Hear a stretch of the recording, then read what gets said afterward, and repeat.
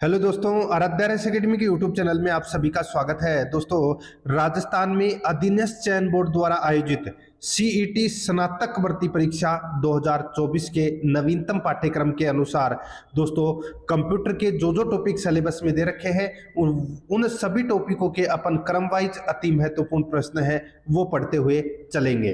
दोस्तों, आज अपनी पहली क्लास है और टॉपिक का नाम है कंप्यूटर की विशेषताएं। और कंप्यूटर की विशेषताओं से संबंधित आज मैं आपको टॉप 100 प्रश्न बताने वाला हूं। एक बार में ही आपका पूरा का पूरा जो टॉपिक है वो क्लियर हो जाएगा। मास्टर क्लास है दोस्तों, और सीईटी की भयंकर तैयारी के लिए दोस्तों अभी आराध्या रेस एकेडमी के यूट्यूब चैनल को सब्सक्राइब जरूर करें और बेल आइकन को नहीं दबाया है तो बेल आइकन को दबाएं ताकि नोटिफिकेशन है वो आपके पास में निरंतर पहुंचता रहे। वीडियो को लाइक नहीं किया तो वीडियो को लाइक करें और अपने दोस्तों के पास में शेयर जरूर करें। अब मैं आपको थोड़ा सा सिलेबस दिखा देता हूं। ये देखिए, ये सिलेबस है 2024 का, ठीक है, स्नातक स्तर का, ठीक है। 150 प्रश्न आएंगे, कुल 300 अंकों के ये होंगे, ठीक है। 3 घंटे का पेपर होगा। अब इसके अंदर ये देखिए कंप्यूटर का ज्ञान, आप सिलेबस में देखोगे तो कंप्यूटर का ज्ञान, ठीक है। तो यहां पर देखिए दोस्तों, जो अपना पहला पॉइंट है, ठीक है, तो दोस्तों इसका मतलब है कंप्यूटर की विशेषता। और इस टॉपिक से संबंधित आज मैं आपको इसमें प्रश्न है वो बताने वाला हूं। और ये सारे के सारे जो पॉइंट दे रखे हैं, ठीक है, इन सभी पॉइंटों को दोस्तों मैं आपको कंप्लीट इनके क्वेश्चन है वो करवाऊंगा। तो यहां पर दोस्तों देखिए, कंप्यूटर की विशेषताओं से संबंधित पहला प्रश्न, कंप्यूटर का शाब्दिक अर्थ क्या है। दोस्तों, कंप्यूटर का जो शाब्दिक अर्थ है वो क्या है। 4 ऑप्शन आपके सामने दिए गए हैं। तो दोस्तों सभी को पता होगा, गणना करने वाला, ये इसका शाब्दिक अर्थ होता है। ए नंबर का ऑप्शन बिल्कुल सही। नेक्स्ट आगे देखिए, कंप्यूटर शब्द का उद्भव कौन सी भाषा से हुआ है। दोस्तों, कंप्यूटर शब्द का जो उद्भव है वो कौन सी भाषा से हुआ है। दोस्तों मैं आपको बताऊं, कंप्यूटर शब्द की जो उत्पत्ति है वो अंग्रेजी भाषा के कंप्यूट, आर हटा दीजिए, ठीक है, जो कंप्यूट COMPUT, ठीक है, ई, तो यहां पे ये तो अंग्रेजी भाषा के शब्द से उद्भव हुआ है। और एक हुआ है दोस्तों लेटिन भाषा के कंप्यूटर से। एक शब्द है जो, ये तो अपना अंग्रेजी भाषा का हो गया, और ये हो गया दोस्तों अपना लेटिन भाषा का COMPUTARE, ठीक है, ये है कंप्यूटर।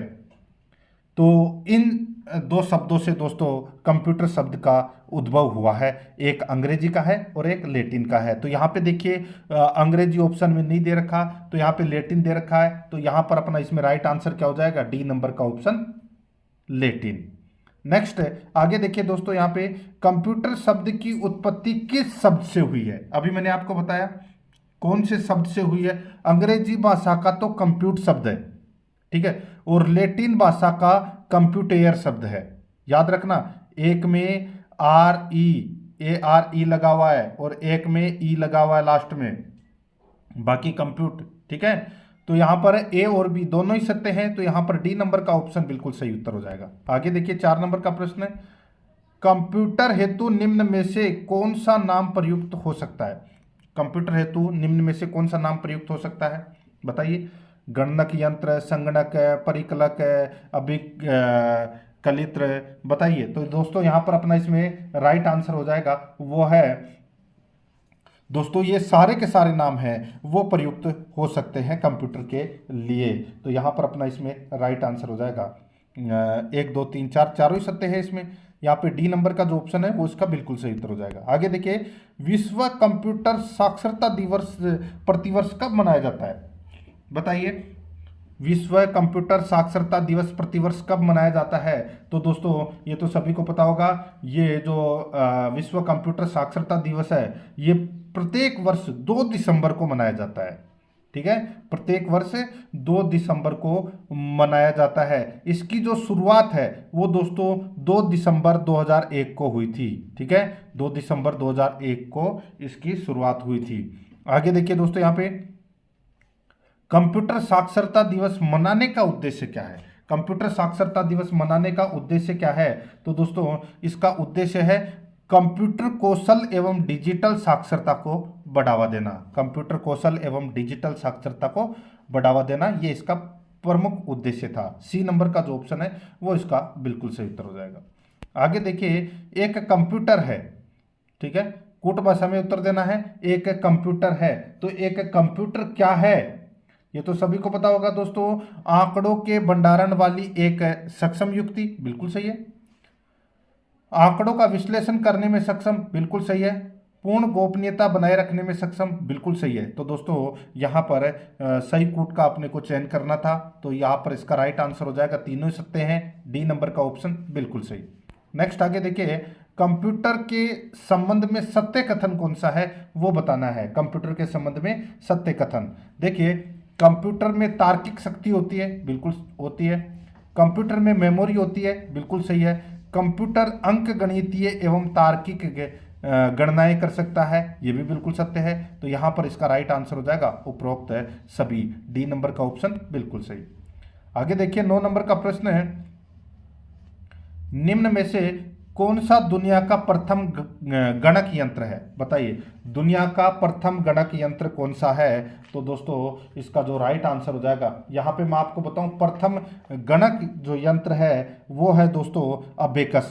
कौन सा है, अबेकस है, याद रखना दोस्तों। अबेकस डिजिटल कंप्यूटर की तरह गणना के सिद्धांत पर कार्य करने वाला दुनिया का पहला गणक यंत्र है, ठीक है। यानी कि विश्व का प्रथम गणक यंत्र कौन सा है, अबेकस है, ठीक है। तो यहां पर अपना इसमें डी नंबर ऑप्शन सही। आगे देखिए, चीन के बेबीलोन में विकसित हुए गणक यंत्र अबेकस को जापान में क्या कहा जाता है, बहुत ही अच्छा प्रश्न है। चीन के बेबीलोन में विकसित हुए गणक यंत्र अबेकस को जापान में क्या कहा जाता है। तो दोस्तों जापान में इसको सारोबान कहते हैं। क्या कहते हैं, सारोबान कहते हैं जापान में इसे। तो यहां पर इसमें राइट आंसर सारोबान हो जाएगा। नेक्स्ट 11 नंबर का प्रश्न, इसमें देखिए गणक यंत्रक नेपियर बोन्स का खोजकर्ता था, बताइए नेपियर बोन्स का खोजकर्ता कौन था। तो दोस्तों मैं आपको बताऊं, जॉन नेपियर। जॉन नेपियर ने इसकी खोज की थी, कब की थी, तो दोस्तों 1617 में इसकी खोज की थी, ये भी आपको इसमें याद रखना है, ठीक है। आगे देखिए, गणक यंत्र स्लाइड रूल का आविष्कारक था। गणक यंत्र स्लाइड रूल का आविष्कारक था। तो दोस्तों इसका जो राइट आंसर हो जाएगा वो है कौन सा, तो दोस्तों वो है विलियम ओट्रेड, ठीक है, विलियम ओट्रेड। तो यहां पर इसका राइट आंसर हो जाएगा सी नंबर का ऑप्शन बिल्कुल सही। नेक्स्ट आगे देखिए, नेपियर बोन्स का आविष्कार कब किया गया था, ठीक है। नेपियर बोन्स का आविष्कार कब किया गया था, अभी मैंने आपको बताया था 1617 ईस्वी में किया गया था, ठीक है। तो यहां पर अपना इसमें राइट आंसर हो जाएगा बी नंबर का ऑप्शन बिल्कुल सही उत्तर हो जाएगा। नेपियर बोन्स को रेबालोजी भी कहते हैं, यह भी आपको याद रखना है।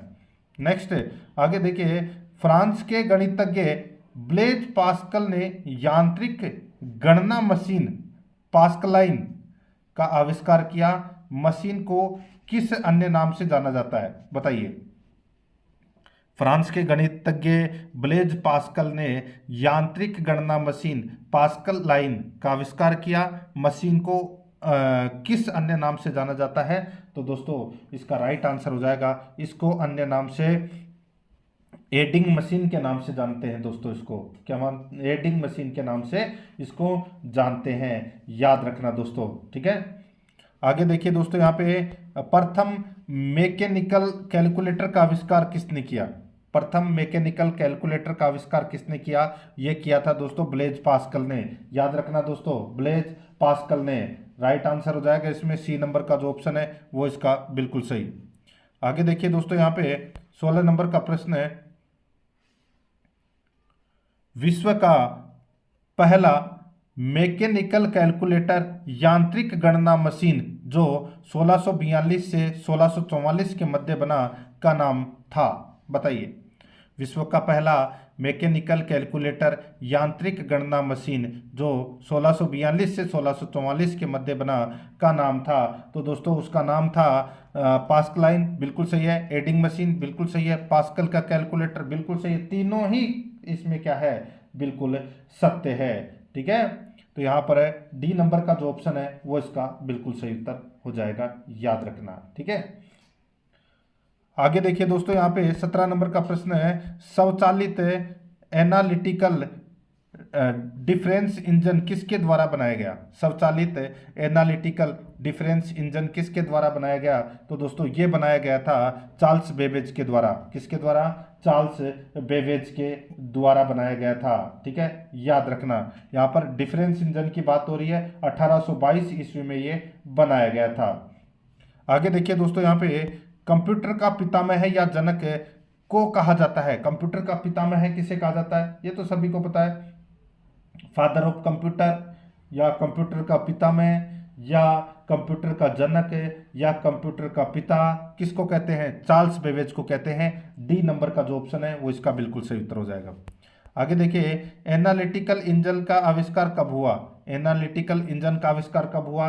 अभी बताया मैंने आपको दोस्तों, 1833 में हुआ था ये। ठीक है, सॉरी 1822 में तो डिफरेंस इंजन का आविष्कार हुआ था, और 1833 के अंदर एनालिटिकल इंजन का आविष्कार हुआ था। ठीक है, ये भी आपको याद रखना है इसमें। आगे देखिए, कंप्यूटर की बुनियादी संरचना का विकास किसने किया? कंप्यूटर की बुनियादी संरचना का विकास किसने किया? राइट आंसर हो जाएगा दोस्तों चार्ल्स बेबेज ने। ए नंबर का ऑप्शन बिल्कुल सही। नेक्स्ट आगे देखिए, डिफरेंस इंजन का आविष्कारक था। दोस्तों डिफरेंस इंजन का आविष्कारक था, कौन था? तो दोस्तों वो था चार्ल्स मार्टिन। ठीक है, कौन था? चार्ल्स मार्टिन, याद रखना। तो यहां पर इसका राइट आंसर हो जाएगा दोस्तों, सॉरी 21 नंबर, चार्ल्स बेबेज। कौन है? चार्ल्स बेबेज इसका राइट आंसर हो जाएगा। डिफरेंस इंजन का आविष्कारक कौन था? Charles Babbage. कब किया था?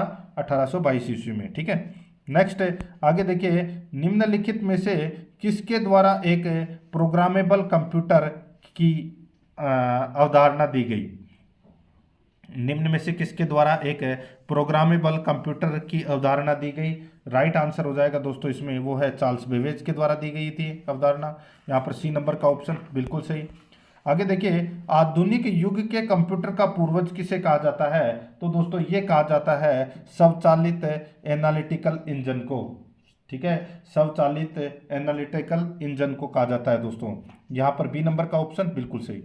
आगे देखिए, बेबेज का यानी कि चार्ल्स बेबेज का डिफरेंस इंजन कब प्रस्तावित किया गया था? अभी बताया था मैंने आपको दोस्तों 1822 ईस्वी में। तो यहाँ पर राइट आंसर इसमें ए नंबर का ऑप्शन हो जाएगा। नेक्स्ट आगे देखिए, कंप्यूटर के विकास क्रम में प्रयुक्त टेकुलेटिंग मशीन का आविष्कारक था। बताइए, कंप्यूटर के विकास क्रम में प्रयुक्त टेकुलेटिंग मशीन का आविष्कारक था, तो वो कौन था?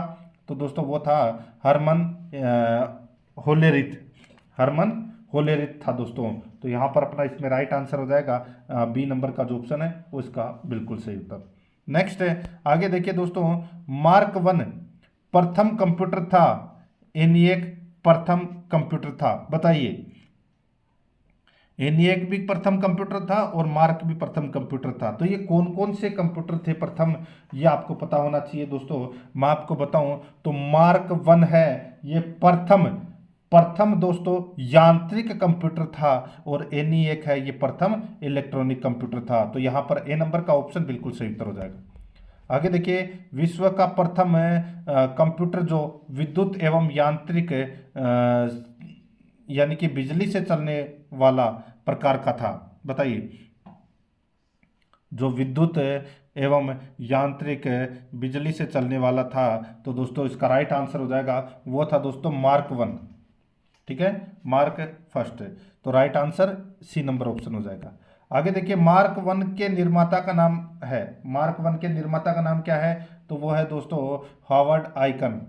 ठीक है, हॉवर्ड आइकन। तो यहाँ पर इसमें सही उत्तर हो जाएगा ए नंबर का जो ऑप्शन है वो इसका बिल्कुल सही उत्तर। ठीक है, आगे देखिए दोस्तों, यहाँ पे 29 नंबर का प्रश्न है, मार्क 1 नामक कंप्यूटर दरअसल क्या था?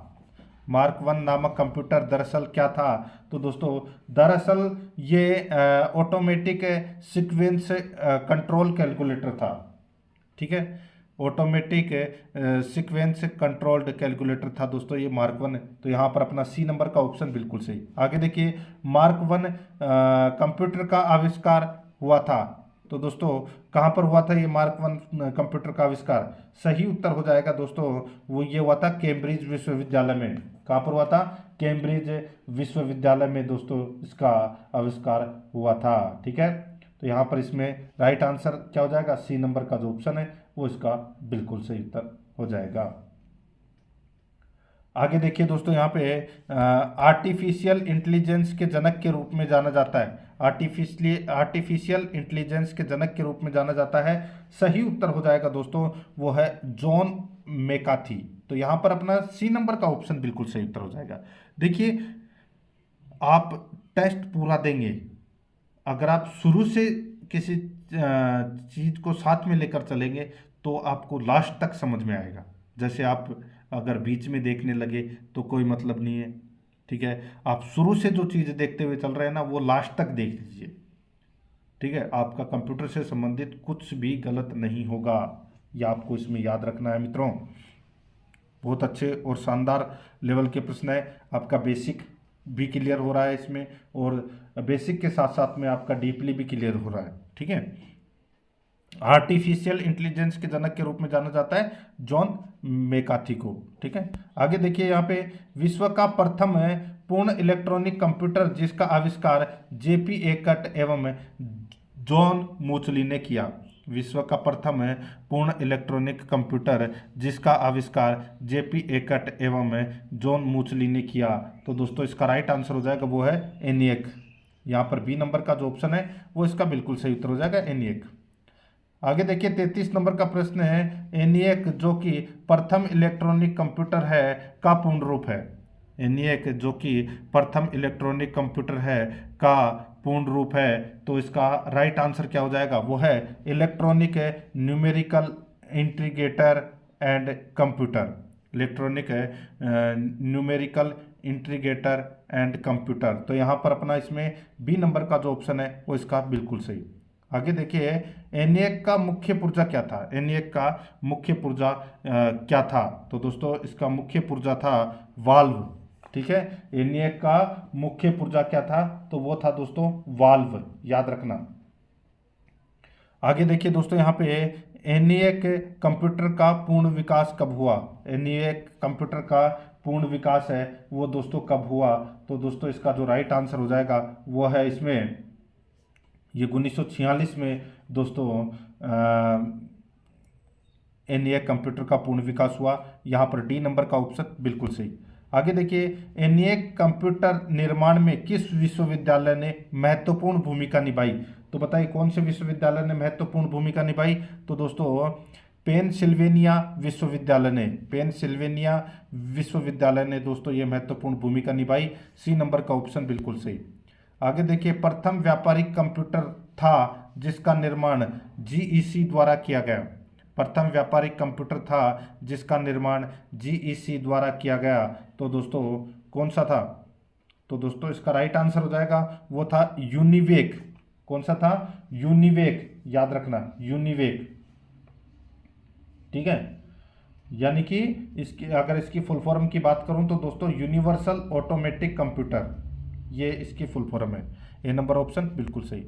आगे देखिए, यूनिवेक कंप्यूटर का पूर्ण रूप क्या है? तो मैंने अभी आपको बताया यूनिवर्सल ऑटोमेटिक कंप्यूटर। तो यहाँ पर अपना इसमें राइट आंसर क्या हो जाएगा? बी नंबर का ऑप्शन बिल्कुल सही।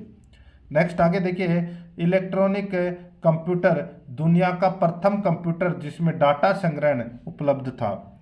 इलेक्ट्रॉनिक कंप्यूटर दुनिया का प्रथम कंप्यूटर जिसमें डाटा संग्रहण उपलब्ध था। तो दोस्तों इसका जो राइट आंसर हो जाएगा वो है अपना इसमें कौन सा? तो वो है दोस्तों ईडीसेक।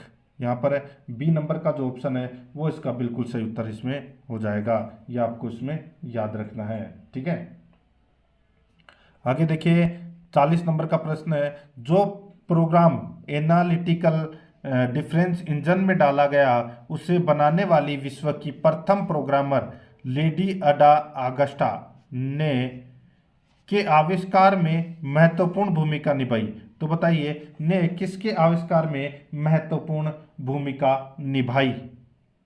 तो दोस्तों यहाँ पर बहुत अच्छा प्रश्न है।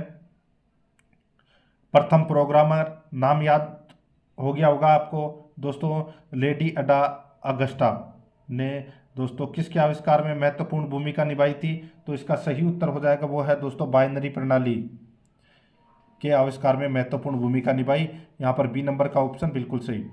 आगे देखिए, दुनिया का पहला प्रोग्रामर किसे माना जाता है। अभी मैंने आपको बताया मित्रों, तो वो है लेडी अडा लवलेस को, लेडी अडा लवलेस को। तो यहाँ पर अपना इसमें बी नंबर का ऑप्शन बिल्कुल सही उत्तर हो जाएगा। आगे देखिए, यहाँ पे एल्गोरिथम एवं अभिकलन की अवधारणा युक्त आधुनिक कंप्यूटर विज्ञान का जनक माना गया है। एल्गोरिथम एवं अभिकलन की अवधारणा युक्त आधुनिक कंप्यूटर विज्ञान का जनक माना गया है। तो दोस्तों इसका राइट आंसर हो जाएगा वो है Alan Turing, Alan Turing. B number का ऑप्शन बिल्कुल सही। आगे देखिए, सैद्धांतिक कंप्यूटर विज्ञान का जनक कहलाता है, सैद्धांतिक कंप्यूटर विज्ञान का जनक कहलाता है तो वो कौन कहलाता है। तो वो कहलाता है दोस्तों एलन मैथिसन ट्यूरिंग, एलन मैथिसन ट्यूरिंग। तो यहाँ पर ए नंबर का ऑप्शन बिल्कुल सही उत्तर हो जाएगा। आगे देखिए, दिए गए नीचे दिए गए कथनों में सत्य या असत्य कथन कौन सा है, वो अपने को यहाँ पर क्या करना है, बताना है। देखिए, लेडी अडा लवलेस को कंप्यूटर इतिहास के पहले प्रोग्रामर के रूप में जाना जाता है। लेडी अडा लवलेस को कंप्यूटर इतिहास के पहले प्रोग्रामर के रूप में जाना जाता है। ठीक है, बिल्कुल सत्य है। दूसरा देखिए, कंप्यूटर एक इलेक्ट्रॉनिक मशीन है, बिल्कुल सही है। दोनों के दोनों कथन है वो दोस्तों इसमें सत्य है। नेक्स्ट आगे देखिए, कंप्यूटर के विकास क्रम को क्रमिक रूप में दर्शाने हेतु कौन सा वाला विकल्प सही है, बताइए। कंप्यूटर के विकास क्रम को क्रमिक रूप में दर्शाने हेतु कौन सा वाला विकल्प बिल्कुल सही है। तो दोस्तों वो है ट्रांजिस्टर, आईसी, वीएलएसआई और यूएलएसआई। ठीक है, ये आपको इसमें याद रखना है दोस्तों। अभी आप ये सारी चीज़ें आपको आगे पता लग जाएगी कि क्या क्या हुआ था। ठीक है, तो दोस्तों यहाँ पर सी नंबर का जो ऑप्शन है वो इसका बिल्कुल सही उत्तर हो जाएगा। आगे देखिए, कंप्यूटर के विकास क्रम को कितनी पीढ़ियों में बांटा गया है। तो कितनी पीढ़ियों में बांटा गया है, तो दोस्तों 5 पीढ़ियों में बांटा गया है। यहाँ पर डी नंबर का जो ऑप्शन है वो इसका बिल्कुल सही उत्तर। आगे देखिए, पहली पीढ़ी के कंप्यूटर का उदाहरण था, पहली पीढ़ी के कंप्यूटर का उदाहरण था तो वो दोस्तों क्या था। तो दोस्तों वो था एनिएक, एनिएक है वो प्रथम पीढ़ी के कंप्यूटर का उदाहरण है। तो यहाँ पर है दोस्तों ए नंबर का जो ऑप्शन है वो इसका बिल्कुल सही उत्तर हो जाएगा। आगे देखिए दोस्तों, यहाँ पे कंप्यूटर के विकास क्रम के प्रारंभिक दिनों में कंप्यूटर में ट्रांजिस्टर की जगह क्या इस्तेमाल होता है। दोस्तों ट्रांजिस्टर की जगह प्रारंभिक दिनों में कंप्यूटर में क्या इस्तेमाल होता था। तो दोस्तों इसका जो राइट आंसर हो जाएगा वो है वैक्यूम ट्यूब, वैक्यूम ट्यूब का इस्तेमाल होता था दोस्तों। ठीक है, प्रथम पीढ़ी के अंदर। ठीक है, और स्टोरेज करने हेतु प्रथम पीढ़ी के अंदर मैग्नेटिक ड्रम का भी उपयोग होता था, ये भी आपको याद रखना है। आगे देखिए, प्रथम पीढ़ी में मैग्नेटिक ड्रम का प्रयोग किया जाता था। तो मैग्नेटिक ड्रम का प्रयोग है वो किसके लिए किया जाता था। तो ये कंप्यूटर स्टोरेज या मेमोरी के लिए किया जाता था दोस्तों। यहाँ पर बी नंबर का जो ऑप्शन है वो इसका बिल्कुल सही। आगे देखिए, कंप्यूटर की प्रथम पीढ़ी से संबंधित कथन सत्य है, कंप्यूटर की प्रथम पीढ़ी से संबंधित कथन सत्य है तो वो कौन सा है। तो वो है दोस्तों इसमें वैक्यूम ट्यूब का प्रयोग किया गया, पंच कार्ड का प्रयोग किया गया, सभी कार्य करने के लिए मशीनी भाषा का प्रयोग किया जाता था। तो दोस्तों इसका राइट आंसर हो जाएगा वो है उपरोक्त सभी।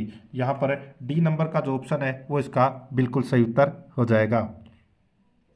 आगे देखिए दोस्तों, यहाँ पे 51 नंबर का प्रश्न देखिए, पंच कार्ड का प्रथम बार प्रयोग किसने किया था। पंच कार्ड का प्रथम बार प्रयोग है वो किसने किया था। तो दोस्तों ये किया था जोसेफ मेरी ने। किसने किया था, जोसेफ मेरी ने। नेक्स्ट है, आगे देखिए, कंप्यूटर के विकास क्रम में प्रथम पीढ़ी का घटक था। तो दोस्तों प्रथम पीढ़ी का जो घटक था वो कौन सा था। तो वो था दोस्तों पंच कार्ड। ठीक है, ये नंबर ऑप्शन बिल्कुल सही। आगे देखिए, प्रथम पीढ़ी के कंप्यूटर को निर्देश देने हेतु प्रयुक्त पंच कार्ड का आविष्कारक था। तो दोस्तों पंच कार्ड का आविष्कारक कौन था? तो वो था दोस्तों इसमें हरमन होलेरिथ। हरमन होलेरिथ था दोस्तों। तो यहाँ पर डी नंबर का जो ऑप्शन है वो इसका बिल्कुल सही उत्तर हो जाएगा, याद रखना। ठीक है, आगे देखिए, दूसरी पीढ़ी के कंप्यूटरों का काल क्या है? दोस्तों पहली पीढ़ी के कंप्यूटर का काल था 1942 से 1955। ठीक है, 1942 से 1955 तक ये था पहली पीढ़ी का काल। ठीक है, अब आता है दोस्तों दूसरी पीढ़ी का काल। तो दोस्तों 1955 से लेकर 1964 तक है, ये दूसरी पीढ़ी का काल माना जाता है दोस्तों, यानी कि दूसरी जनरेशन। तो यहाँ पर इसमें राइट आंसर हो जाएगा 1955 से 1964 तक। बी नंबर का ऑप्शन बिल्कुल सही। देखिए, पहली पीढ़ी के अंदर वैक्यूम ट्यूब का प्रयोग किया गया और स्टोरेज के लिए मैग्नेटिक ड्रम का प्रयोग किया गया था। ठीक है, अब यहाँ पे देखिए, दूसरी पीढ़ी के अंदर दोस्तों ट्रांजिस्टर का प्रयोग किया गया और स्टोरेज करने हेतु चुंबकीय टेप और चुंबकीय डिस्क का प्रयोग किया गया था। ठीक है, तो यहाँ पर ट्रांजिस्टर इसका राइट आंसर हो जाएगा, ए नंबर ऑप्शन। आगे देखिए, batch processing operating system computer की कौन सी पीढ़ी में प्रयुक्त हुआ? बताइए, batch processing operating system computer की कौन सी पीढ़ी में प्रयुक्त हुआ? राइट आंसर हो जाएगा दोस्तों, वो है प्रथम पीढ़ी और द्वितीय पीढ़ी दोनों के अंदर प्रयुक्त हुआ था दोस्तों। ये यहाँ पर डी नंबर का जो ऑप्शन है वो इसका बिल्कुल सही। नेक्स्ट आगे देखिए, आईसी का अर्थ क्या होता है? दोस्तों आईसी का अर्थ क्या होता है ये तो सभी को पता होगा दोस्तों, इंटीग्रेटेड सर्किट है। तो यहाँ पर अपना डी नंबर का जो ऑप्शन है वो इसका बिल्कुल सही उत्तर हो जाएगा। आगे देखिए दोस्तों, यहाँ पे 58 नंबर का प्रश्न है, एकीकृत परिपथ जिसको इंटीग्रेटेड सर्किट कहते हैं वाले कंप्यूटर किस पीढ़ी के हैं? तो दोस्तों ये तो सभी को पता है, अभी बताया था, ये दूसरी पीढ़ी के कंप्यूटर हैं। तो यहाँ पर इसमें राइट आंसर हो जाएगा बी नंबर का ऑप्शन बिल्कुल सही उत्तर। सॉरी, इंटीग्रेटेड सर्किट का पूछा है। ठीक है, तो इंटीग्रेटेड सर्किट है, देखिए पहली में तो वैक्यूम ट्यूब, ठीक है, दूसरी के अंदर है ट्रांजिस्टर और तीसरी पीढ़ी के अंदर दोस्तों इंटीग्रेटेड सर्किट का प्रयोग किया गया। ठीक है, और तीसरी पीढ़ी का जो काल है वो 1964 से 1975 तक माना जाता है दोस्तों। ठीक है, ये भी आपको याद रखना, 1964 से लेकर 1975 तक, ये आपको याद रखना है। पहली पीढ़ी का काल मैंने आपको बताया दोस्तों 1942 से लेकर 1955 तक। ठीक है, दूसरा 1955 से 1964 तक, तीसरा 1964 से 1975 तक। ठीक है, और इसमें पहली के अंदर वैक्यूम ट्यूब का प्रयोग किया गया, दूसरी के अंदर ट्रांजिस्टर का प्रयोग किया गया और तीसरी के अंदर दोस्तों इंटीग्रेटेड सर्किट यानी कि आईसी का प्रयोग है वो किया गया। ठीक है, और स्टोरेज करने के लिए मैग्नेटिक कोर का प्रयोग किया गया। तो यहाँ पर अपना इसमें सी नंबर का ऑप्शन बिल्कुल सही। आगे देखिए, इंटीग्रेटेड सर्किट चिप पर किसकी परत होती है? तो दोस्तों किसकी परत होती है ये तो सभी को पता होगा दोस्तों, सिलिकॉन की परत होती है। ए नंबर का ऑप्शन बिल्कुल सही, सिलिकॉन। आगे देखिए, VLSI तकनीक का पूर्ण रूप है, VLSI तकनीक का पूर्ण रूप है। तो दोस्तों इसका पूर्ण रूप हो जाएगा very large scale integration, very large scale integration. तो यहाँ पर अपना इसमें सही उत्तर हो जाएगा बी नंबर का जो ऑप्शन है वो इसका बिल्कुल सही। आगे देखिए, माइक्रोसॉफ्ट विंडोज का प्रयोग पहली पीढ़ी में हुआ, माइक्रोसॉफ्ट विंडोज का प्रयोग कौन सी पीढ़ी में हुआ था? बताइए, मैंने पहली पीढ़ी बोल दिया तो दोस्तों इसमें गलत हो जाएगा। चौथी पीढ़ी में माइक्रोसॉफ्ट विंडोज का प्रयोग है वो हुआ था, ये आपको इसमें याद रखना है। ठीक है, और चौथी पीढ़ी 1975 से 1989 तक चली थी, 90 में एक कम। ठीक है, और दोस्तों चौथी पीढ़ी के अंदर ये VLSI का है, ये प्रयोग किया गया था। और स्टोरेज के लिए सेमी कंडक्टर मेमोरी का उपयोग किया गया था, ये भी आपको इसमें याद रखना है। तो यहाँ पर डी नंबर का जो ऑप्शन है वो इसका बिल्कुल सही उत्तर हो जाएगा। आगे देखिए दोस्तों, यहाँ पे माइक्रो प्रोसेसर वाले कंप्यूटर किस पीढ़ी के हैं? माइक्रो प्रोसेसर वाले, तो दोस्तों अभी बताया मैंने आपको, ये चौथी पीढ़ी के कंप्यूटर है दोस्तों। तो यहाँ पर अपना इसमें डी नंबर का ऑप्शन बिल्कुल सही उत्तर हो जाएगा, चौथी पीढ़ी के कंप्यूटर है। आगे देखिए, माइक्रो प्रोसेसर को किस अन्य नाम से भी जाना जाता है? तो किस अन्य नाम से भी जाना जाता है? तो दोस्तों इसको कंप्यूटर का दिमाग, कंप्यूटर का ब्रेन, कंप्यूटर का मस्तिष्क, कंप्यूटर, हार्ट ऑफ कंप्यूटर, ठीक है, हार्ट ऑफ कंप्यूटर, तो दोस्तों सभी के नाम से जाना जाता है। यहाँ पर ई नंबर का ऑप्शन बिल्कुल सही। आगे देखिए, प्रथम माइक्रो प्रोसेसर जो इंटेल द्वारा बनाया गया का नाम था। प्रथम माइक्रो प्रोसेसर जो इंटेल द्वारा बनाया गया का नाम था, तो दोस्तों इसका राइट आंसर हो जाएगा वो है इंटेल 4004। इंटेल 4004, बी नंबर का ऑप्शन बिल्कुल सही। आगे देखिए, इंटेल 4004 माइक्रो प्रोसेसर कितने बिट का था? तो दोस्तों कितने बिट का था? तो दोस्तों ये 4 बिट का था दोस्तों, ठीक है, ये कितने बिट का था? 4 बिट का था, याद रखना है आपको। आगे देखिए, भारत के प्रथम माइक्रो प्रोसेसर का नाम है। भारत के प्रथम माइक्रो प्रोसेसर का नाम है, तो दोस्तों इसका राइट आंसर हो जाएगा वो है दोस्तों, कौन है? तो शक्ति है, ठीक है। माइक्रो प्रोसेसर कौन सा भारत का प्रथम? तो वो है शक्ति, याद रखना। आगे देखिए दोस्तों, यहाँ पे मदरबोर्ड को कहा जाता है, बताइए मदरबोर्ड को क्या कहा जाता है? मदरबोर्ड को दोस्तों देखिए मेन बोर्ड भी कहा जाता है, प्रिंटेड सर्किट बोर्ड भी कहा जाता है, सिस्टम बोर्ड भी कहा जाता है। राइट आंसर हो जाएगा, ये सभी कहा जाता है दोस्तों मदरबोर्ड को। डी नंबर ऑप्शन बिल्कुल सही। आगे देखिए, आर्टिफिशियल इंटेलिजेंस यानी कि कृत्रिम बुद्धि का आविष्कार किस पीढ़ी में हुआ? दोस्तों अब आ गया दोस्तों इसमें पांचवी पीढ़ी, ठीक है। पांचवी पीढ़ी में दोस्तों आर्टिफिशियल इंटेलिजेंस यानी कि कृत्रिम बुद्धि का विकास हुआ, ठीक है। लैपटॉप, डेस्कटॉप, नोटबुक ये आ गई दोस्तों इस पीढ़ी के अंदर, ठीक है। और भारत का पहला आर्टिफिशियल इंटेलिजेंस आधारित कंप्यूटर है वो IIT जोधपुर में स्थापित किया गया था, ये भी याद रखना है। तो यहाँ पे पंचम यानी कि पांचवी पीढ़ी के अंदर कृत्रिम बुद्धि का प्रयोग किया गया, ठीक है।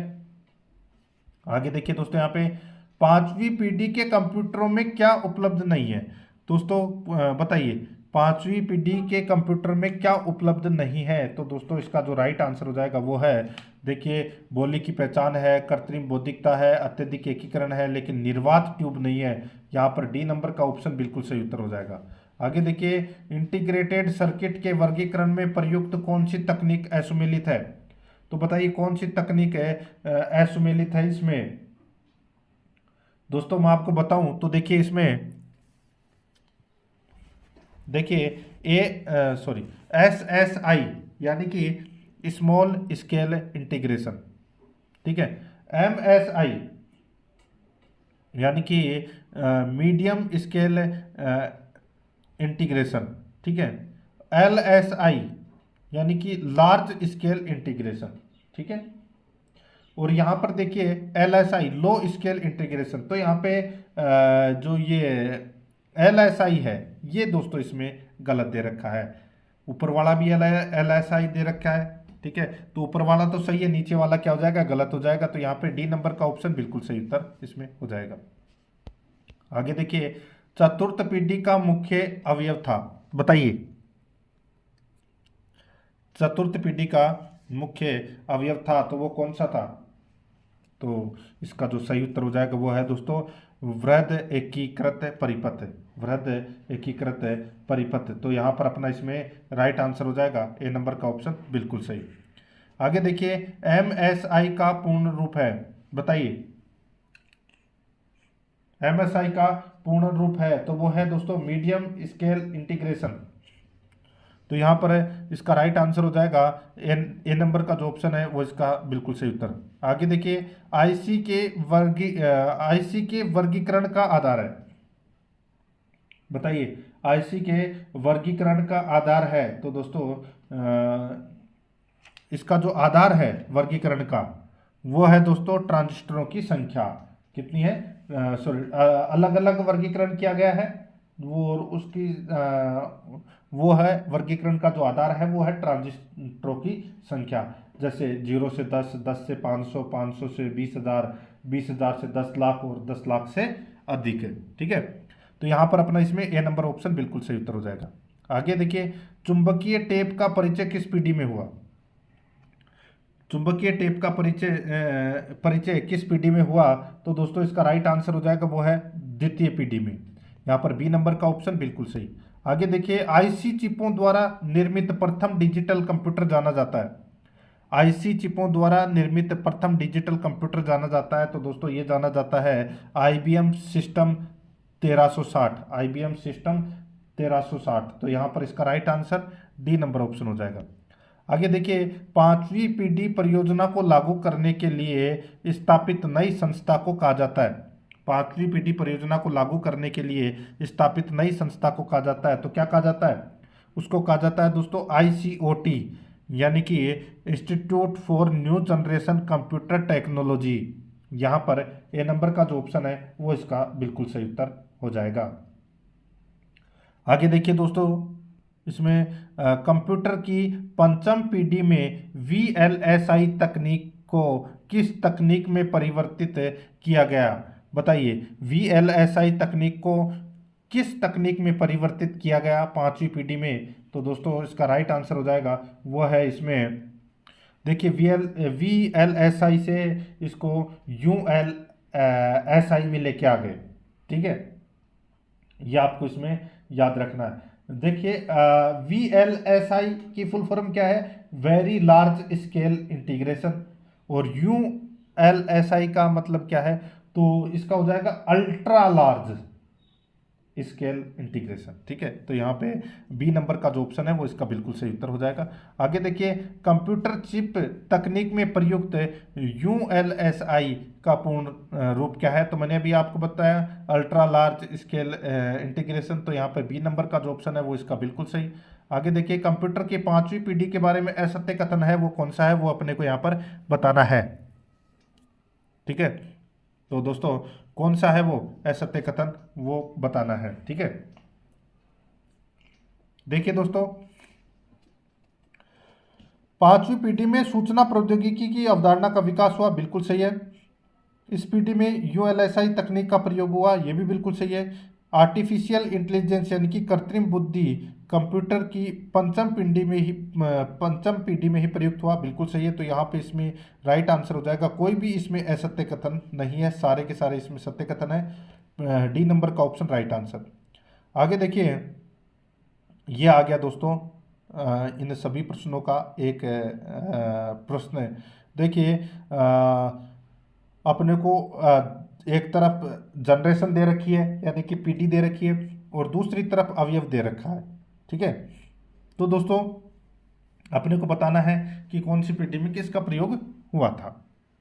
दोस्तों अब देखिए, यहाँ पे अच्छा प्रश्न आप इसको कह सकते हैं। देखिए, प्रथम पीढ़ी में वैक्यूम ट्यूब का प्रयोग किया गया। दूसरी पीढ़ी के अंदर दोस्तों, दूसरी पीढ़ी के अंदर किसका? ट्रांजिस्टर का प्रयोग किया गया। तीसरी पीढ़ी के अंदर दोस्तों सभी को पता है IC यानी कि इंटीग्रेटेड सर्किट का प्रयोग किया गया। तो दोस्तों आप इसमें दोस्तों LSI हो जाएगा इसमें। ठीक है, LSI जिसको आप बोल सकते हैं। ठीक है, यानी कि लार्ज स्केल इंटीग्रेशन। और 5वीं पीढ़ी के अंदर दोस्तों क्या हो गया? ULSI हो गया। ठीक है, देखिए मैं आपको बताऊं, इसमें एक होता है LSI और एक होता है VLSI।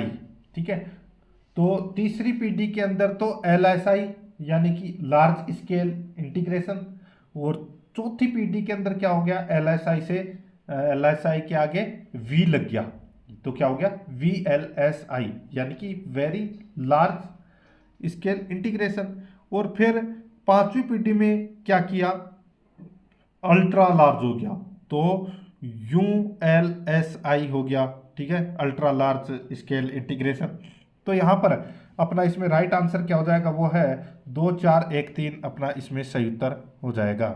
2 4 1 3 कौन से ऑप्शन में है, तो यहाँ पर बी नंबर के ऑप्शन में है, ये अपना सही उत्तर हो जाएगा। आगे देखिए, कंप्यूटर विशेषताओं में प्रयुक्त GIGO का पूर्ण रूप क्या है। तो दोस्तों GIGO का पूर्ण रूप क्या है, तो इसका पूर्ण रूप हो जाएगा दोस्तों गार्बेज इन गार्बेज आउट, ठीक है, गार्बेज इन गार्बेज आउट। तो दोस्तों यहाँ पर अपना इसमें राइट आंसर हो जाएगा सी नंबर ऑप्शन, बिल्कुल सही। आगे देखिए, कंप्यूटर प्रोसेसर की गति किस में मापी जाती है। दोस्तों कंप्यूटर के प्रोसेसर की जो गति है वो किस में मापी जाती है, तो दोस्तों ये मापी जाती है किस में, तो इसका जो सही उत्तर हो जाएगा वो है दोस्तों हर्ट्ज में, ठीक है, किसमें, हर्ट्ज में मापी जाती है दोस्तों।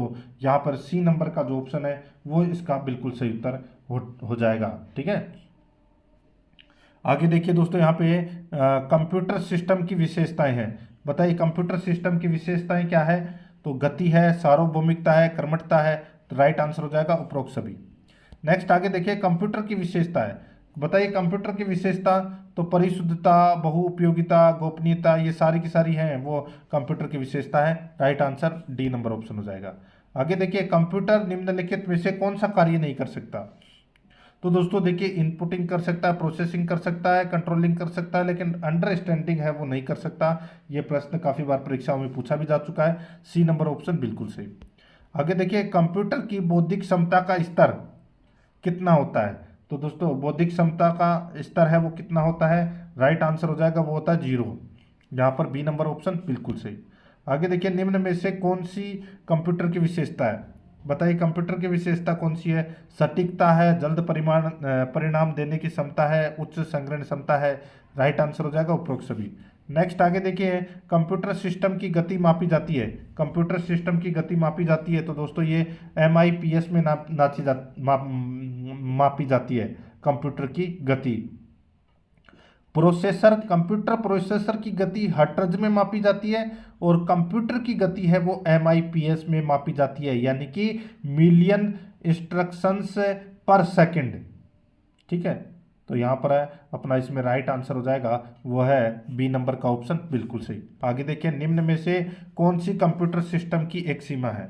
तो कौन सी कंप्यूटर सिस्टम की एक सीमा है, तो यहाँ पर अपना इसमें राइट आंसर हो जाएगा बुद्धि का अभाव। यहाँ पर सी नंबर का ऑप्शन बिल्कुल सही, बुद्धि का अभाव। आगे देखिए, निम्न में से कौन से गुण कंप्यूटर के स्थिति के अनुरूप लचीले व्यवहार को दर्शाते हैं। निम्न में से कौन से गुण कंप्यूटर के स्थिति के अनुरूप लचीले व्यवहार को दर्शाते हैं। तो दोस्तों इसका राइट आंसर हो जाएगा वो है बहुकौशल। तो यहाँ पे सी नंबर का ऑप्शन बिल्कुल सही, बहुकौशल। आगे देखिए, त्रुटि मुक्त गणना करने की क्षमता कंप्यूटर के गुण को दर्शाती है। त्रुटि मुक्त गणना करने की क्षमता कंप्यूटर के गुण को दर्शाती है। तो यहाँ पर अपना इसमें राइट आंसर हो जाएगा वो है सटीकता। सी नंबर का ऑप्शन बिल्कुल सही, सटीकता। आगे देखिए, बिना किसी थकान या त्रुटि के लगातार काम करना कंप्यूटर की विशेषताओं को दर्शाता है या विशेषता को दर्शाता है। तो वो है दोस्तों इसमें उद्यमशीलता। यहाँ पर बी नंबर का ऑप्शन बिल्कुल सही, उद्यमशीलता। आगे देखिए, निम्नलिखित में से कौन सी विशेषता कंप्यूटर की बहुमुखी विशेषता को निरूपित करती है। निम्नलिखित में से कौन सी विशेषता कंप्यूटर की बहुमुखी विशेषता को निरूपित करती है। तो इसका राइट आंसर हो जाएगा वो है एक साथ बहुत से काम कर पाने की क्षमता होना। यहाँ पर डी नंबर का ऑप्शन बिल्कुल सही उत्तर हो जाएगा। आगे देखिए, कंप्यूटर में एक्सेसिबिलिटी फीचर्स के क्या फ़ायदे हैं। तो दोस्तों बताइए क्या फ़ायदे हैं। तो दोस्तों सीमित क्षमता में लोग कंप्यूटर का उपयोग कर सकते हैं। यहाँ पर बी नंबर का ऑप्शन बिल्कुल सही उत्तर हो जाएगा। आगे देखिए, कंप्यूटर की गति मापने हेतु प्रयुक्त MIPS की फुल फॉर्म होती है। मैंने अभी आपको बताया दोस्तों, इसकी जो फुल फॉर्म है वो है मिलियन इंस्ट्रक्शंस पर सेकेंड, ठीक है, इतना होता है दोस्तों, ये काट दीजिए। तो यहाँ पर है अपना राइट आंसर हो जाएगा मिलियन इंस्ट्रक्शन पर सेकंड। तो यहाँ पर बी नंबर का जो ऑप्शन है वो इसका बिल्कुल सही उत्तर हो जाएगा। ठीक है, तो इसमें भी दोस्तों बाकी किसी में नहीं दे रखा है ये वाला। आगे देखिए, कंप्यूटर का उपयोग किस क्षेत्र में होने से आमजन को अत्यधिक सुविधा मिली है। कंप्यूटर का उपयोग किस क्षेत्र में होने से आमजन को अत्यधिक सुविधा मिली है, तो इसका जो राइट आंसर हो जाएगा वो है ई गवर्नेंस और बैंकिंग को। तो यहाँ पर डी नंबर का ऑप्शन बिल्कुल सही उत्तर हो जाएगा।